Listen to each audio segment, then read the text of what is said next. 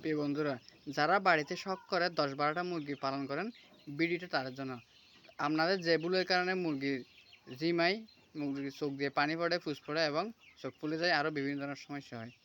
আপনাদের এই যে 10-12টার গড়া মুরগির ঘর আছে, ঘরটা কিন্তু ছোট হয়, ফলে মুরগি পায়খানার পরিমাণ বেশি হয়ে গেলে আপনারা জানতে পারেন না। ফলে সেখানে ঘরে অ্যামোনিয়া গ্যাস সৃষ্টি হয়, অ্যামোনিয়া গ্যাস থেকে মুরগির বিভিন্ন ধরনের সমস্যা হয়।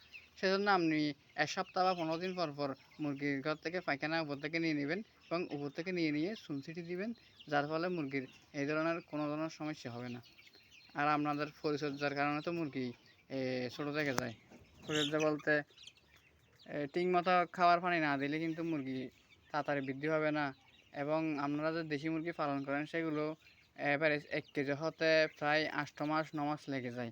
কিন্তু দেশি মুরগি যদি পরিচর্যা ঠিকভাবে করলে, মুরগিকে খাদ্য পানি সঠিকভাবে দিলে কিন্তু সময় লাগবে মাত্র 3 মাস বা 4 মাসে 1 কেজি 1.5 কেজি হবে। কিন্তু আপনারা যে মুরগি পালন করেন সেখানে কিন্তু 9 মাস থেকে 1 বছর পর্যন্ত লেগে যেতে পারে।